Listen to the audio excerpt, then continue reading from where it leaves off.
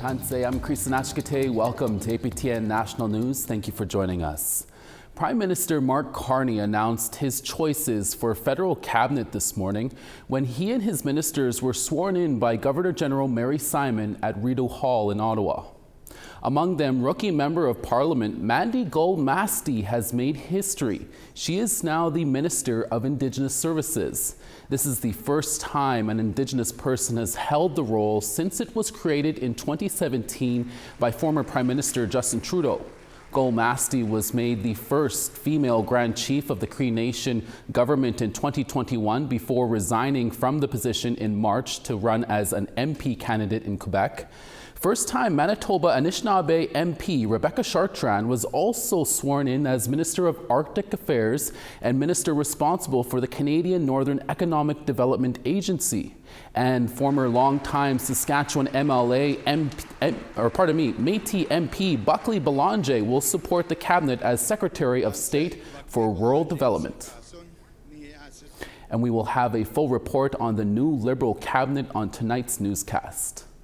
Staying in Ottawa, a group of Indigenous leaders held a press conference on Monday, laying out their priorities for the first 100 days of the new Liberal government under Mark Carney. The press conference was headed by Nova Scotia Mi'kmaq Senator Paul Prosper, who released a document of 7 priorities, which includes investments in the Indigenous economy and housing, reintroduction of the First Nations Clean Water Act, and an external review of the Department of Fisheries and Oceans. Prosper was also asked about Alberta Premier Daniel Smith's recent musings about a referendum on separation and how this could affect First Nations rights there. There has to be a recognition as a precondition of the existing rights that, as National Chief has said, that that existed before the founding of this country. These are constitutional rights that can't be just overridden, for sake of a political stance. In that same Ottawa press conference, Annapolis Valley First Nation Chief Gerald Toney said there has been no movement on a file that involved 2 Migma fishermen. In March of last year, they were left at a gas station in Nova Scotia in the cold without shoes or phones by the Department of Fisheries and Oceans officers. Last year on July 8th, then Fisheries Minister Diane Laboutier called for a review of DFO policies. Chief Toney says the way DFO treated the 2 fishermen was inhumane, and he urged Prime Minister Mark Carney to take action within his first 100 days in office. Laboutier previously said that following the review, a panel of Indigenous leadership would be chosen within a month. A veteran DFO officer was suspended last December without pay for 10 days for his role in the arrest and treatment of those 2 Mi'kmaq fishers. DFO officers protested in support of that officer. An Okanagan First Nation community is calling for the resignation of independent MLA Dallas Brody after more controversial comments she made regarding the residential school system.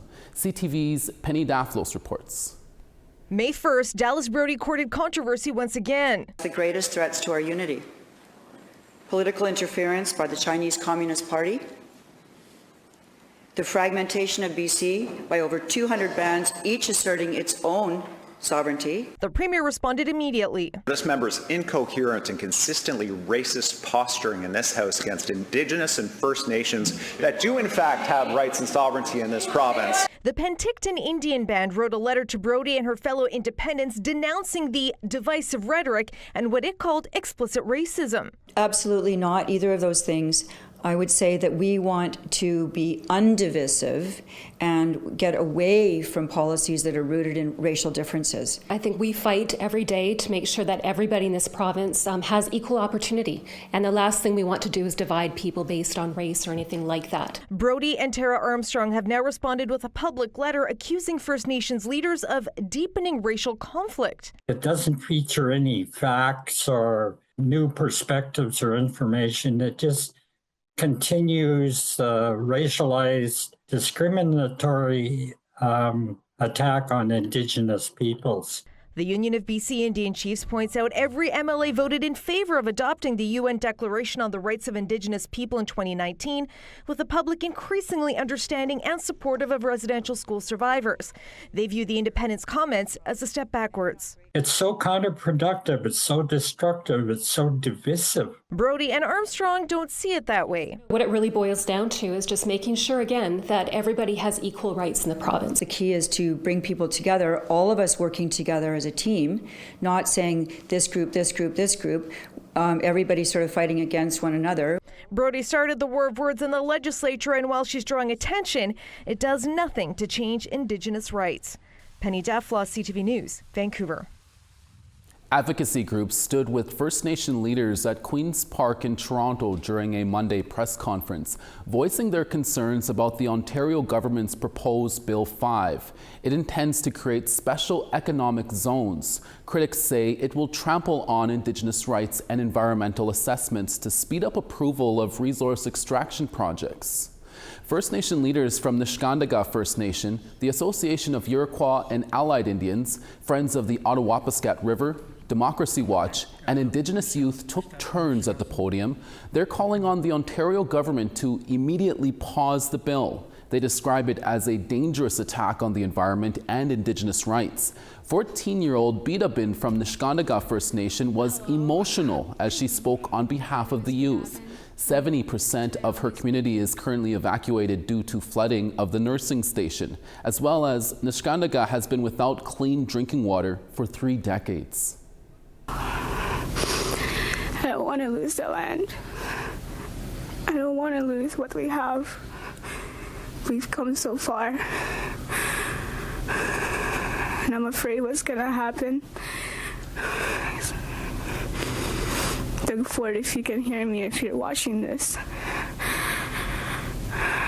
can't you see that this will hurt us a lot if you bulldoze what we have, if you take our land? You say that you're there for your country, but what about us? People in Broken Head, Ojiway Nation, about 90 kilometers northeast of Winnipeg, were being evacuated yesterday. However, thanks to fire crews, the fire has been extinguished as of this morning. Just after 7 p.m. last night, residents living on the west side of the reserve had to be evacuated. Officials said thankfully the wind was in their favor and the fires moved towards Lake Winnipeg as crews battled into the night. As of 10:10 a.m. this morning, Broken Head Ojibwe officials said the fires have been successfully extinguished. A fire ban remains in effect, and they're asking residents to remain vigilant and take all precautions. Deni Nations recently gathered in Yellowknife to address the ongoing drug crisis there. That story when we come back. Stay with us.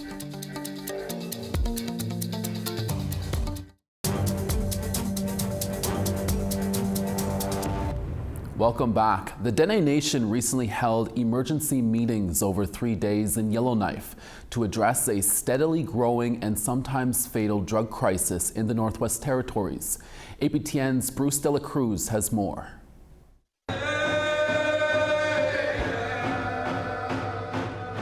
Deni Nation chiefs, elders, and members packed the Chateau Nova in Yellowknife this week for a forum on public safety.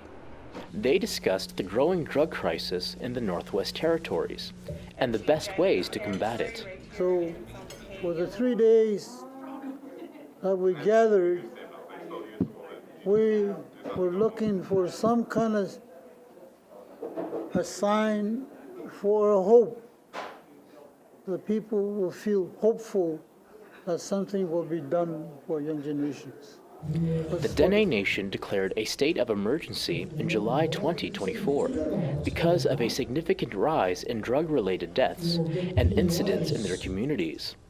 According to territorial health officials, there were 31 opioid-related deaths in the Northwest Territories between 2016 and 2024. Several guest speakers were invited to speak at the forum. RCMP Superintendent Chris Romanchich discussed the creation of a top offender list to easier identify drug dealers. Dale Cox, former chief of police for Lakeshore Regional Police in Alberta, explained steps to introduce Indigenous policing. And brother and sister Dene lawyers, Shoshana and Sasha Paul, discussed banishment. By the third day, 13 resolutions on combating the drug crisis were unanimously approved. One of the hottest was a Deni Nation task force on drugs, alcohol, and crime prevention. That the task force will work collaboratively with the RCMP, GNWT, Department of Justice, and other federal and territorial counterparts to advocate for solutions, policy changes that address the emerging needs of Dene communities. And each First Nation will elect task force members, and the chiefs will figure out who pays for it. Motion passed unanimously.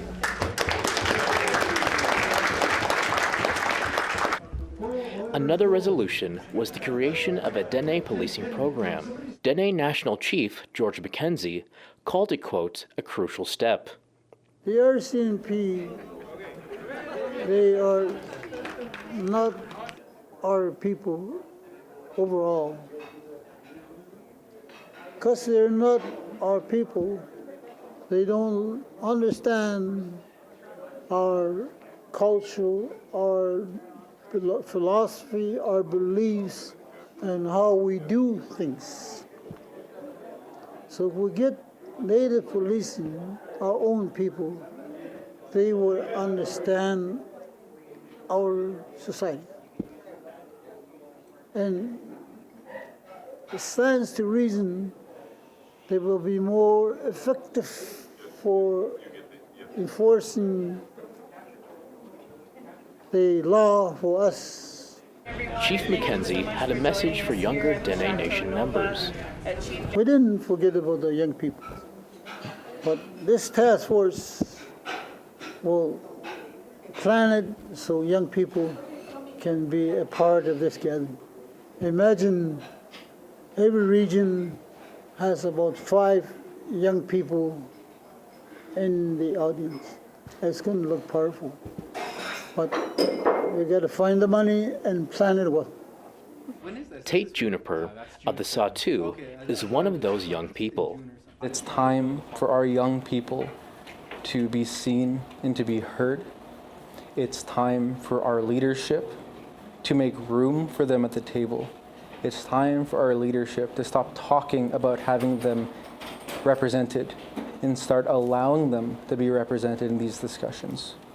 The conference was live streamed with over 40,000 views. They can be found on the Dene Nation's Facebook page at facebook.com/Dene Nation. Bruce De La Cruz, APTN National News, Yellowknife.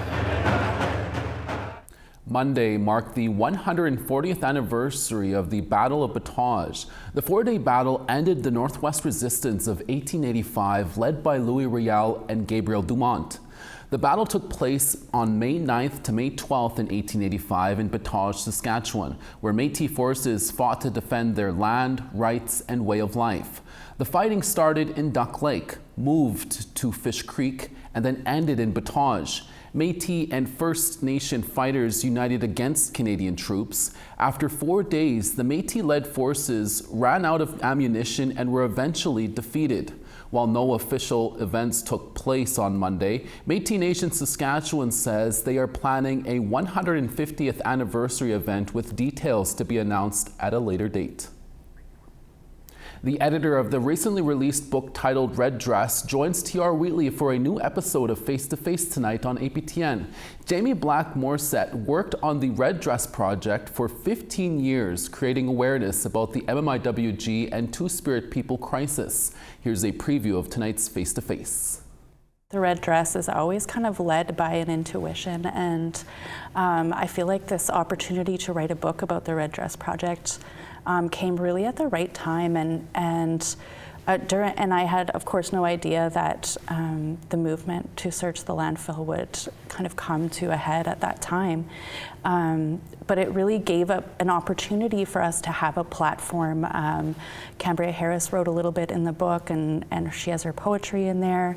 And I was able to talk a little bit about what the community was going through during those 2 years as part of this book. So it felt like a very important timing to be able to tell that story.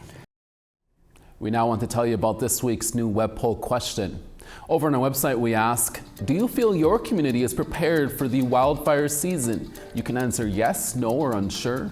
Go to aptnnews.ca to have your say. Métis Cree country artist Ashley Ghostkeeper is up next. Stay with us.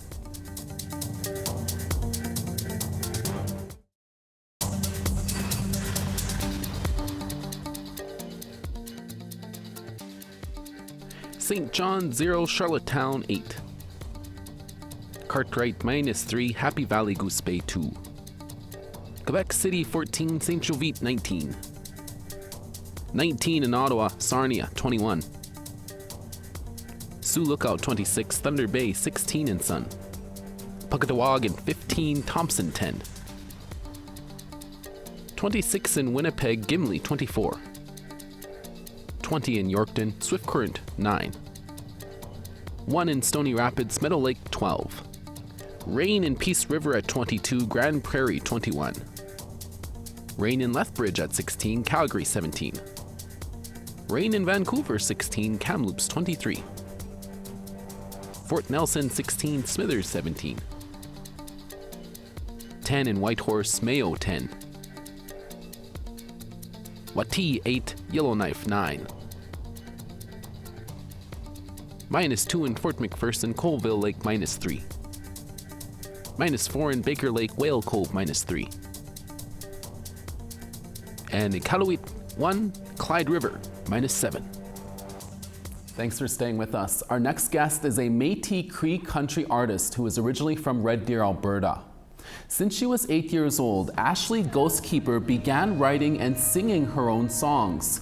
Fast forward to today, and she has now released up to 8 of her own singles and has opened up for the iconic Canadian group, the Seaweed Band.